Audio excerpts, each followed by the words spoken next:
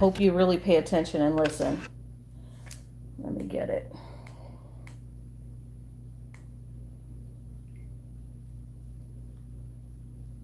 So this is about Mussolini. So Mussolini was in partnership with Hitler at the time. He also was a dictator. Let's see here. And I want you to hear the last weeks of his reign and his power. Let's listen.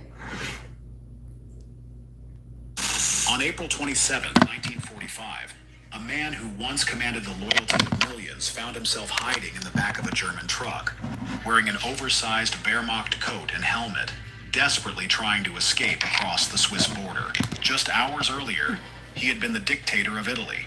Now he was a fugitive whose fate hung by the thinnest of threads. This is the story of Benito Mussolini's final 24 hours. A dramatic collapse that would end not with the pomp and ceremony he had always craved, but in a small village square, witnessed by ordinary Italians who had suffered under his rule for over 2 decades. The events that unfolded between the morning of April 27th and the afternoon of April 28th, 1945, represent one of the most dramatic endings to any dictator's reign in modern history. What happened in those crucial hours would forever change how the world remembered Il Duce. The morning of April 27th, 1945, found Benito Mussolini in the small town of Como, near the Swiss border. The once mighty dictator was now part of a German convoy attempting to flee to neutral Switzerland. The Allied forces were closing in from the south, and Milan had fallen just days earlier.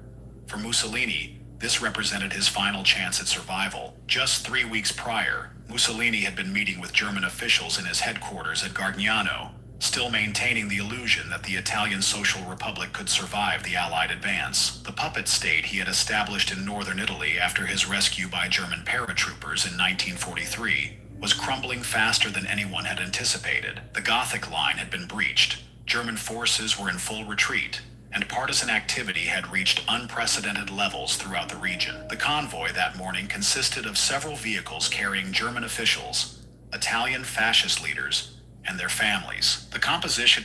I just want to tell you that when you read Revelation, when it talks about the harlot and her riding the beast, just think about that in modern times, and that in the past, like in the 1930s and 40s, that would have been one head of the beast, right? And now we are living in the time of that regrowth of that head from the beast. And MAGA literally, and this government that we are under right now, represents that new grown head of the beast in Revelation. And the harlot riding the beast is Trump and his administration. And I nobody can tell me any different. The correlation's very close. So let's continue to listen.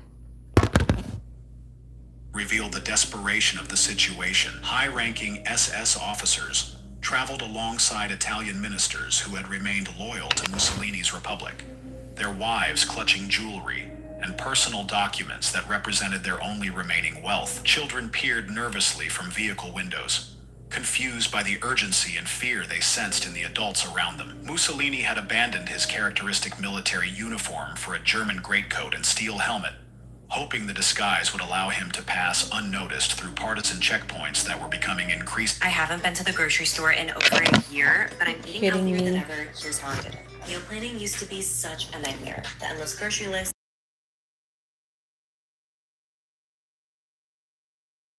Transformation was both practical and symbolic. Oh, shit. Never fails to drop it down too hard and the fucking phone. The man who had spent decades crafting his image as Il Duce, who had posed for countless photographs in elaborate uniforms designed to project strength and authority, was now hiding his identity beneath the insignia of his German allies. The irony was unmistakable. The man who had once strutted across balconies, declaring Italy's imperial destiny to roaring crowds in the Piazza Venezia, was now hunched in the back of a military truck, his face hidden beneath foreign insignia. His mistress, Clara Petacci, traveled separately with other Italian refugees, adding another layer of complexity to an already desperate situation. She had refused multiple opportunities to flee independently, insisting on sharing whatever fate awaited the man she had loved for over a decade. The route they had chosen followed the western shore of Lake Como, a path that had been used by countless refugees fleeing the advancing Allied forces. The lake, which had once hosted elegant vacation villas for Italy's elite, now served as a corridor for the desperate and defeated. Ancient towns that had witnessed centuries of Italian history were about to witness the final chapter of one of the most tumultuous periods in the nation's existence. As the convoy made its way north through the mountainous terrain near Lake Como, the situation grew more precarious by the hour. Reports reached them of partisan roadblocks ahead, and rumors spread that the Swiss border guards were no longer allowing Italian refugees to cross. The neutral country, which had maintained its independence throughout the war, was now overwhelmed with fleeing fascists and German officials seeking sanctuary. Swiss authorities had begun turning away all but the most essential personnel, and Mussolini's name was certainly not on any list of welcome refugees. The noose was tightening, and everyone in the convoy understood that capture meant almost certain death. The partisan movement had made it clear through leaflets and radio broadcasts that fascist leaders would face immediate justice if captured. There would be no prisoner exchanges, no negotiations, and no mercy for those who had collaborated with the German occupation or participated in the brutal suppression of the Italian resistance. The German officers leading the convoy were primarily concerned with their own survival. They had little loyalty to Mussolini at this point, viewing him more as a liability than an asset. Some whispered among themselves about abandoning the former dictator entirely, if it meant saving their own lives. The Third Reich was collapsing. Hitler was trapped in his Berlin bunker, and these officers understood that their primary obligation was to themselves and their families, not to their Italian allies. Colonel Hans Fallmeyer, the German officer in command of the convoy, had already made contingency plans for such a scenario. If forced to choose between his own men and the Italian refugees, he would not hesitate to sacrifice the latter. This calculation reflected the broader breakdown of the Axis alliance in its final weeks. Partnerships that had seemed unshakable just months earlier dissolved into mutual suspicion and self-interest when survival was at stake, but it was too late for such calculations. By midday on April 27th, the convoy encountered its first major obstacle, a partisan checkpoint near the village of Musso. The tension in the air was palpable as armed resistance fighters approached the vehicles, their eyes scanning each occupant with suspicious intensity. These were not regular soldiers, but local men and women who had intimate knowledge of the region and its inhabitants. They could spot irregularities that might escape the notice of conventional military personnel. The checkpoint had been established just hours earlier, based on intelligence reports that high-value targets were attempting to flee through this particular route. The partisans manning it had been specifically briefed to watch for disguised fascist officials and to conduct thorough inspections of all vehicles claiming German military status. What would happen next would set in motion the final irreversible sequence of events that would end Mussolini's life within the next 24 hours. The partisan checkpoint near Musso was manned by members of the 52nd Garibaldi Brigade, a communist resistance unit that had been operating in the region for months. These were not professional soldiers, but ordinary Italians who had taken up arms against fascism. Farmers, factory workers, and students united by their hatred of the regime that had brought such suffering to their country. The brigade had been named after Giuseppe Garibaldi, the 19th century hero who had fought for Italian unification, and its members saw themselves as continuing his tradition of liberating Italy from foreign domination. Many had lost family members to fascist violence. Others had been imprisoned or tortured by Mussolini's secret police, and all carried personal grudges against the regime they were now helping to destroy. When the German convoy approached, the partisans initially prepared to wave it through. German military vehicles were still common along these routes, and the resistance fighters were more interested in capturing Italian fascists than detaining fleeing Wehrmacht personnel. However, something about this particular convoy aroused suspicion among the experienced fighters who had learned to trust their instincts about unusual situations. One of the partisan leaders, a man named Urbano Lazzaro, noticed that several of the supposed German soldiers seemed nervous in a way that didn't match typical Wehrmacht behavior. Their uniforms didn't fit properly, and some appeared to be sweating despite the cool mountain air. Lazzaro had served briefly in the Italian army before joining the resistance, and his military experience gave him an eye for details that might escape civilian fighters. The partisan commander had received specific intelligence just hours earlier about high-value targets attempting to flee through this route. Radio communications from other resistance units had reported suspicious German convoys throughout the region, and partisan headquarters had issued orders to conduct thorough inspections of all military vehicles regardless of their apparent nationality or authorization. Lazaro ordered a more thorough inspection of the vehicles, a decision that would change the course of Italian history. We throw out over 1 million plastic toothpaste tubes every year. That's 50 Empire State Buildings worth of plastic ending up in landfills and oceans.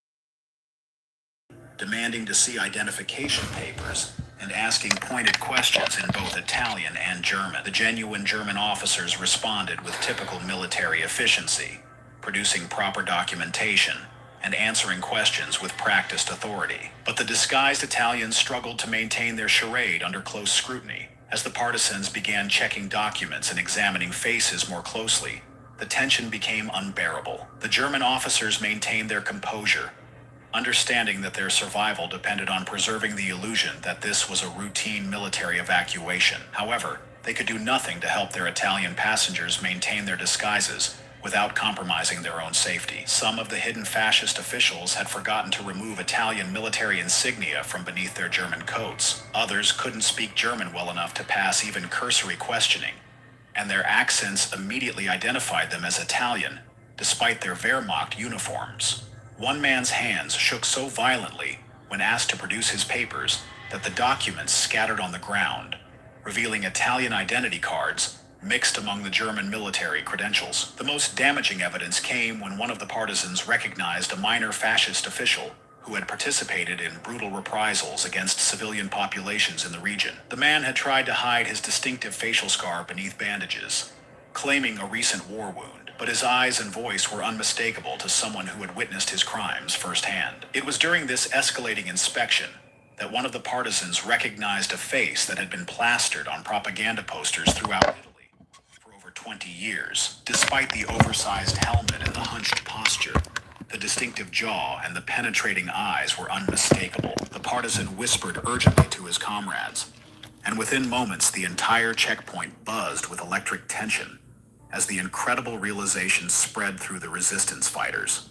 Giuseppe Negri, a young partisan who had grown up seeing Mussolini's image in every classroom and public building, was the first to voice what everyone was thinking. His whispered identification of El Duce sent shockwaves through the checkpoint as fighters who had dreamed of this moment for years suddenly found themselves face to face with their greatest enemy. Mussolini, realizing his disguise had failed, attempted one final gambit. He straightened his shoulders and tried to assume the authoritative bearing that had once commanded respect and fear throughout Italy. For a moment, he attempted to project the same presence that had mesmerized crowds from palace balconies and dominated international conferences, where he had negotiated with world leaders as an equal. But the magic was gone. The context had changed completely, and the same gestures that had once inspired awe now appeared pathetic and desperate. Instead of the imposing figure who had mesmerized crowds from palace balconies, the partisans saw only a frightened old man in an ill-fitting coat,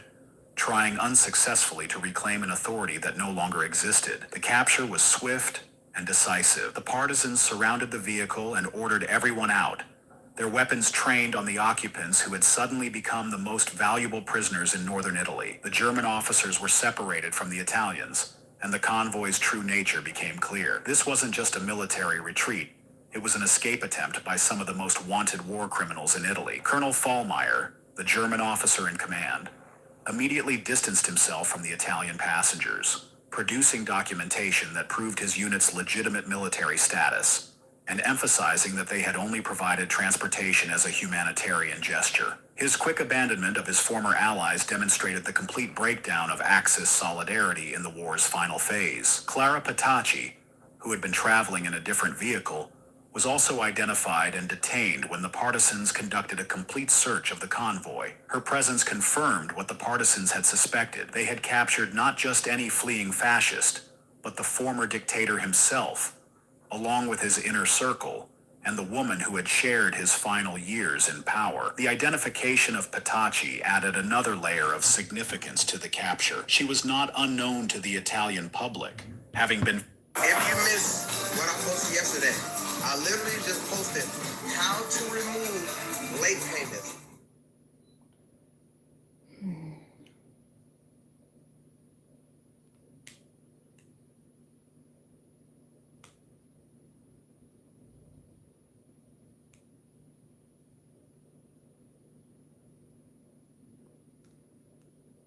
Example of Italian womanhood, though her relationship with Mussolini had been carefully obscured by regime censors. Her decision to remain with the dictator in his final flight demonstrated a personal loyalty that would ultimately cost her everything.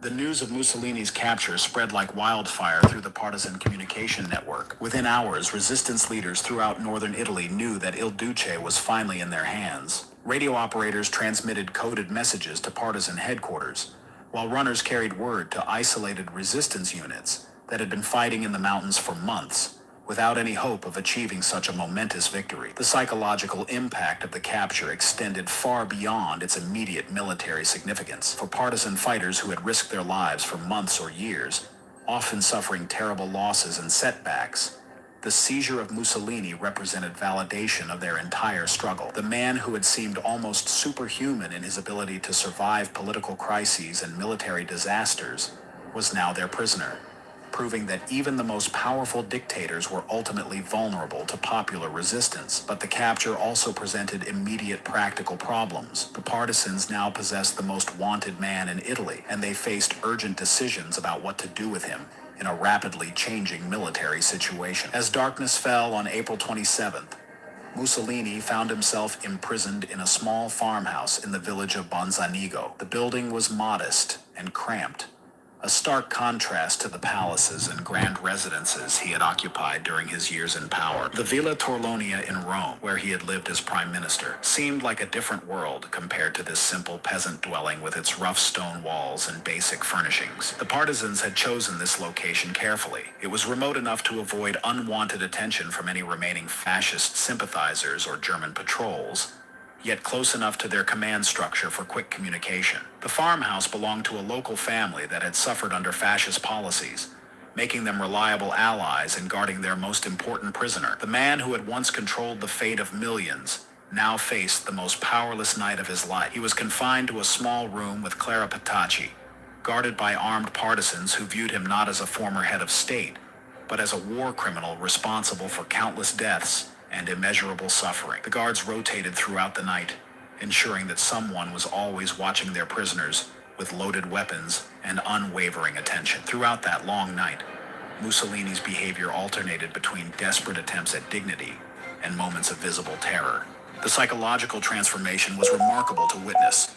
The man who had dominated European politics for over 2 decades, who had negotiated with Hitler as an equal and commanded the loyalty of millions, now paced nervously in a cramped farmhouse room, his fate entirely in the hands of farmers and factory workers he had once dismissed as insignificant masses. He tried to engage his captors in conversation, sometimes appealing to their sense of Italian nationalism, reminding them of the territorial gains Italy had achieved under his leadership and the infrastructure projects that had modernized the country. At other times, he attempted to negotiate for his life, offering information about hidden fascist gold reserves and promising to reveal the locations of other fleeing officials if they would guarantee his safety. The partisans, however, remained unmoved by his pleas. They had seen too much of war's horror to be swayed by the rhetoric of the man they held responsible for Italy's involvement in the conflict. Many had lost family members in the war, others had witnessed brutal reprisals against civilian populations,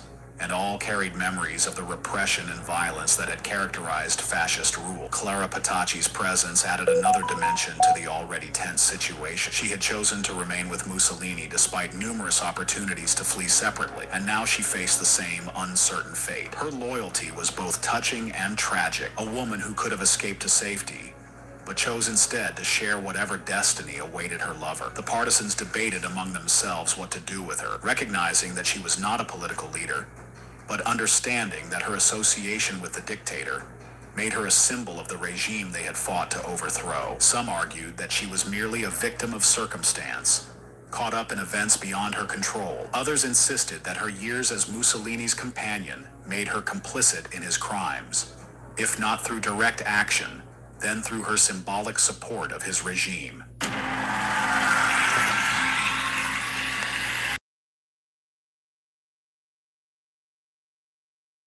She tried to comfort Mussolini while struggling with her own fear.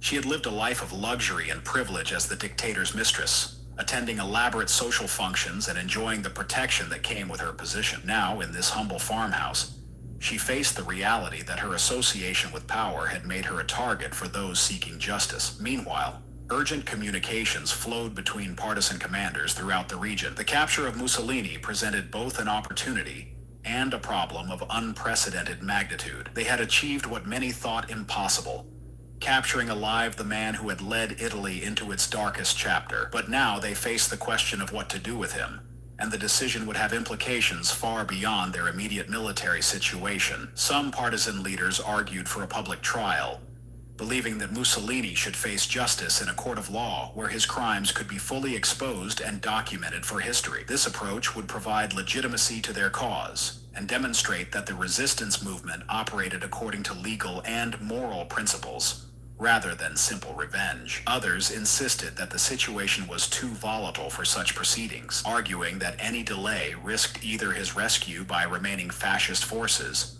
or his liberation by advancing Allied troops, who might prefer to handle his fate through international tribunals. The practical military situation demanded quick action rather than lengthy legal processes. The debate revealed deeper tensions within the resistance movement about the nature of justice and the future of Italy. Communist partisans tended to favor immediate revolutionary justice, viewing Mussolini's execution as necessary to prevent any possibility of his return to power. Liberal and moderate resistance fighters were more inclined toward legal proceedings that would establish precedents for the democratic Italy they hoped to build. As the night wore on, reports reached the partisan leadership that other high-ranking fascist officials had been captured at various points along the escape route. The entire upper echelon of the Italian Social Republic appeared to be falling into resistance hands, creating additional pressure to reach quick decisions about their fate. Each passing hour increased the risk that Allied forces would arrive and demand custody of the prisoners. Alessandro Pavellini,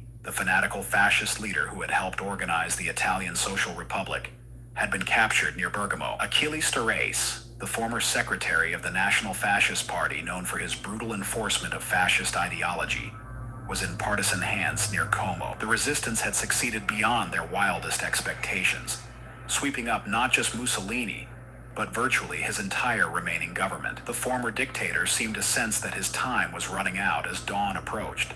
According to the partisans who guarded him that night, he spoke frequently about his legacy, sometimes with defiance, insisting that history would vindicate his attempts to restore Italy's greatness. At other times, he displayed something approaching regret, particularly when discussing the human cost of the war and the suffering it had brought to the Italian people. He mentioned his children repeatedly, expressing concern about their safety and their future in a post-fascist Italy. His eldest son, Vittorio, had been a prominent figure in fascist cinema and propaganda. His daughter, Etta, had married Galeazzo Ciano, the foreign minister who had eventually turned against his father-in-law and been executed for treason. The personal toll of his political choices seemed to weigh heavily on him in those final hours. Mussolini also reflected on his relationship with Hitler and Nazi Germany, sometimes expressing frustration with his German allies and their treatment of Italy as a junior partner in the Axis alliance. He seemed to understand that his decision to align Italy with Nazi Germany had been a fatal mistake that had ultimately led to his current predicament. But as dawn approached on April 28th,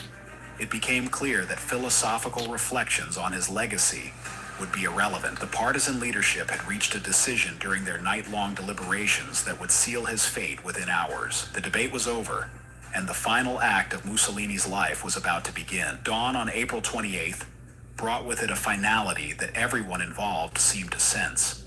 The partisan commanders had spent the night in urgent consultation, and by morning, their decision was made. Is black seed oil real, or is it just all hype? Hey, I'm Daniel, the founder of Organics.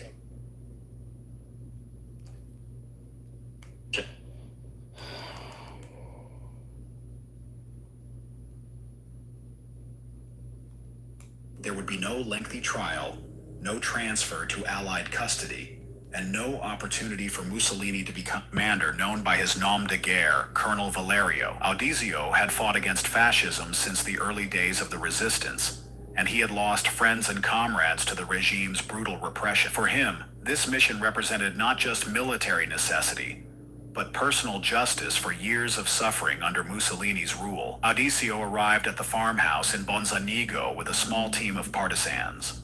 The decision had been made at the highest levels of the resistance leadership, and there was no room for debate or delay.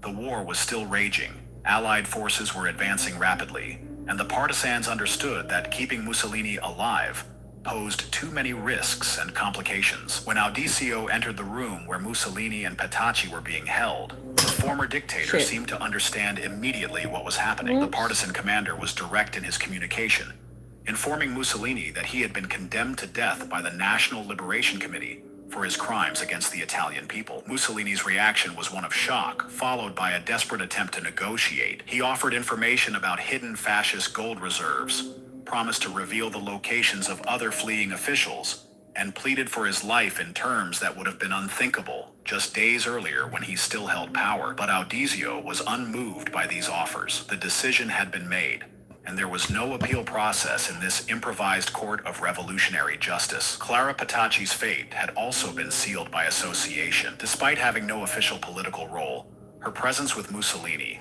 and her symbolic importance as his companion made her, in the partisans' view, complicit in the regime's crimes. Her pleas for mercy fell on ears that had heard too many stories of fascist atrocities to be swayed by appeals to compassion. The preparation for what would happen next was methodical and swift. Audizio and his men loaded their prisoners into a vehicle and began the short journey to a location that would forever be associated with the end of Italian fascism. The drive took only minutes, but it represented the final transition from Mussolini's desperate flight to his ultimate reckoning with the consequences of his actions. As the vehicle wound through the narrow mountain roads near Lake Como, Mussolini sat in silence, perhaps finally understanding that his 23-year hold on power was about to end, not in the grand historical moment he might have envisioned, but in an obscure village setting that few Italians had ever heard of. The location chosen for the final act was a villa in the small commune of Giulino di Mezzegra. It was here, in front of an ornate gate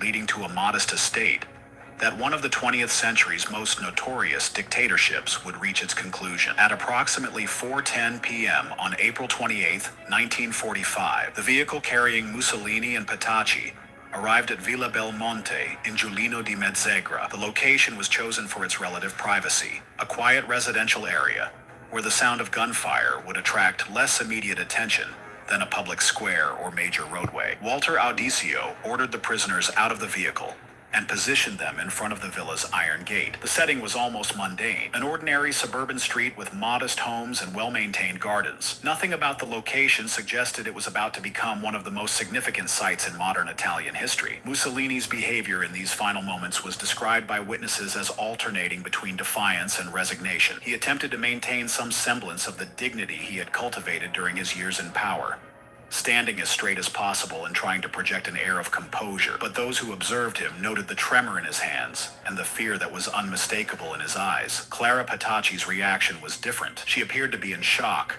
perhaps still unable to fully comprehend that her association with Mussolini would cost her life. She made several attempts to speak, but Audizio cut short any prolonged farewell or final statements. The partisan commander was focused on completing his mission quickly and efficiently. The execution itself was swift. Audizio raised his weapon and fired multiple shots at close range. Both Mussolini and Petacci fell immediately, and the man who had dominated Italian politics for over 2 decades was dead within seconds. There were no grand final words, no dramatic gestures, and no ceremony. Just the abrupt end of a life that had shaped the destiny of millions. If I wanted hair hanging down my back like the ancestors blessed it personally, verified that both were dead, then ordered his men to load the bodies into the vehicle. The plan was to transport them to Milan, where they would be displayed publicly as proof that the fascist regime had finally ended. This decision reflected the partisans' understanding that many Italians would need visual confirmation of Mussolini's death before they would believe that their long nightmare was truly over. As the vehicle departed Giuliano di Mezzegra, it left behind only scattered personal effects and bloodstains that would be washed away by the next rain. The site would later be marked with a modest memorial, but at the moment of departure, nothing distinguished it from countless other quiet streets in northern Italy. The journey to Milan would take several hours, during which news of Mussolini's death began to spread through partisan communication networks. By evening, resistance fighters throughout northern Italy knew that Il Duce was dead, though the general population would not learn of his fate until the following morning. What awaited the bodies in Milan would complete the symbolic destruction of Italian fascism in a manner that even the partisans had not fully anticipated. The drive from Giuliano di Mezzegra to Milan took place in the fading light of April 28, 1945. Walter Audisio and his partisan team transported bodies through mountain roads that were still dangerous due to scattered German forces and remaining fascist loyalists. The irony was not lost on the partisans that they were now smuggling the corpse of the man who had once traveled these same roads in armored motorcades, surrounded by cheering crowds. During the journey, Audisio faced a critical decision about how to present Mussolini's death to the Italian public.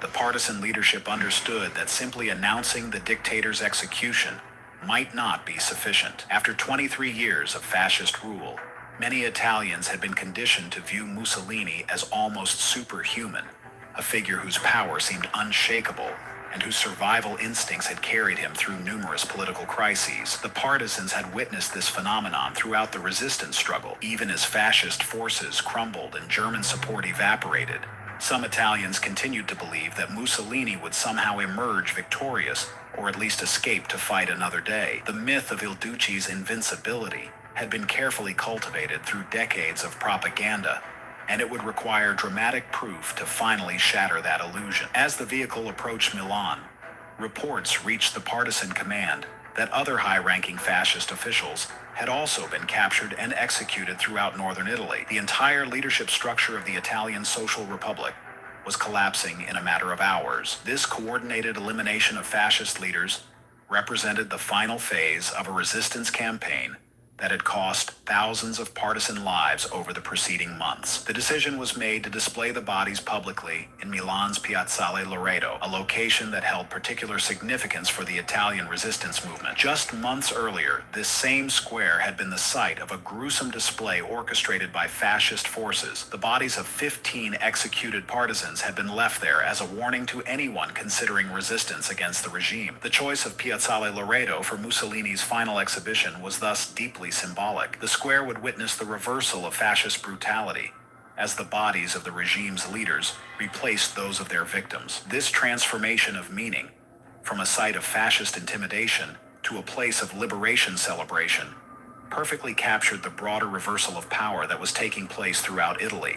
As night fell on April 28th, the partisan convoy entered Milan's outskirts. The city was still technically under German occupation, but Wehrmacht forces were in full retreat, and partisan units controlled most neighborhoods. The streets that had once witnessed massive fascist rallies and parades now prepared to host the final scene of Mussolini's story. The stage was set for a public spectacle that would exceed anything the partisans had planned or anticipated. Dawn, on April 29, 1945, brought with it scenes in Milan's Piazzale Loreto that would be seared into Italian collective memory for generations. The bodies of Mussolini, Clara Petacci, and other fascist leaders had been arranged in the square during the early morning hours, and word of their display spread rapidly through the city.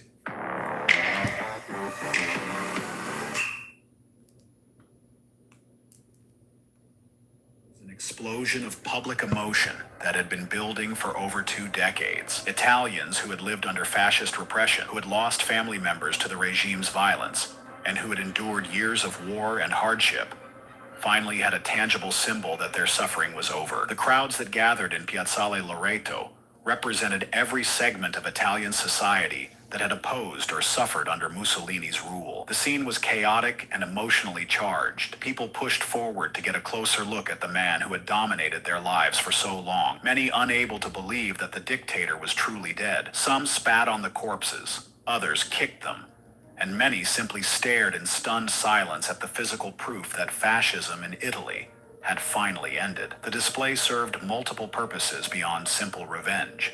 For the partisan movement, it provided unmistakable evidence that they had succeeded in their primary mission, the elimination of fascist leadership. For ordinary Italians, it offered a form of psychological liberation, allowing them to see with their own eyes that the man they had been taught to fear and revere was nothing more than a mortal human being. The crowd's behavior reflected the complex emotions that Mussolini had inspired throughout his career. Some of those gathered in the square had once cheered him enthusiastically during his rise to power in the 1920s. Others had supported him during Italy's imperial adventures in Ethiopia and the early years of World War II. Now, faced with the consequences of those choices, many experienced a mixture of shame, relief, and vindictive satisfaction. International journalists who witnessed the scene described it as one of the most dramatic endings to any dictatorship in modern history. The images captured that day would be transmitted around the world, providing visual confirmation that another of the Axis powers' leaders had met his end. For Allied forces still fighting in other theaters, the photographs from Piazzale Loreto served as powerful propaganda, demonstrating that victory over fascism was both possible and inevitable. The display continued throughout the morning, with crowds growing larger as news spread. Milan's residents were joined by people from surrounding areas who traveled to the city specifically to witness this historic moment. The square became a pilgrimage site for anyone who had suffered under fascist rule and wanted to see the physical proof of their oppressor's demise. But the public exhibition would not last indefinitely. As the day progressed, both Italian authorities and Allied military commanders began to express concern about the crowds and the potential for the situation to spiral out of control. By late afternoon on April 29, 1945, Allied military authorities intervened to end the public display in Piazzale Loreto. The bodies were removed and eventually buried in unmarked graves, bringing to a close the physical spectacle that had captivated Milan throughout the day. But the impact of those 24 hours between Mussolini's capture and his public exhibition would resonate through Italian society for decades to come. The manner of Mussolini's death became a subject of immediate controversy and would remain so for years afterward. Some argued that the partisan execution represented rough justice appropriate for a dictator who had shown little mercy to his own victims. Others contended that he should have been captured alive and put on trial, either by Italian courts or international tribunals, to provide a more complete accounting of fascist crimes. The speed with which events unfolded, from his capture on April 27th to his death on April 28th and public display on April 29th, reflected the chaotic nature of the war's final phase in northern Italy. Partisan commanders made decisions based on immediate military and political necessities, rather than longer-term considerations about historical justice or legal precedent. For the Italian resistance movement, Mussolini's elimination represented the successful completion of their primary objective. The partisan networks that had operated in occupied territory for months had proven that even the most entrenched dictatorship could be overthrown by determined popular opposition. The psychological impact of this achievement extended far beyond Italy's borders, inspiring resistance movements in other countries still under fascist occupation. The international reaction to Mussolini's death was mixed but generally positive among Allied nations. Winston Churchill expressed satisfaction that one of Britain's primary enemies had met his end, while American officials viewed it as further evidence that the war in Europe was nearing its conclusion.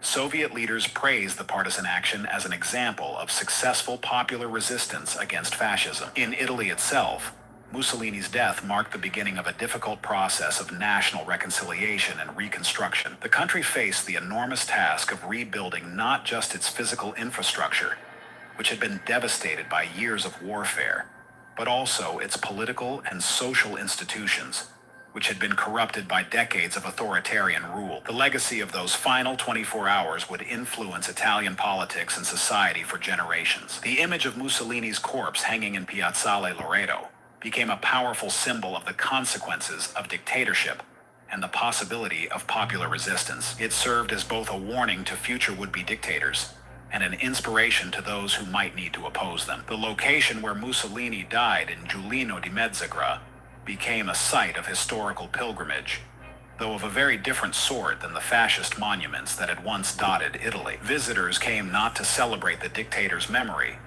but to reflect on the lessons of his rise and fall, and to remember the ordinary Italians who had found the courage to resist his regime. The final 24 hours of Benito Mussolini's life encapsulate one of the most dramatic collapses in political history. From his desperate attempt to flee to Switzerland disguised as a German soldier, through his capture by partisan forces, to his execution and public display in Milan's Piazzale Loreto, these events marked not just the end of a dictator, but the conclusion of an entire era in Italian and European history. The man who had once promised to restore the glory of ancient Rome, who had led Italy into disastrous military adventures and aligned the country with Nazi Germany, met his end in circumstances that stripped away all pretense of grandeur or historical significance. His final hours were characterized not by the dramatic gestures and rhetorical flourishes that had defined his public career, but by fear, desperation, and ultimate helplessness in the face of forces he could no longer control. If you enjoyed this video, please like and subscribe.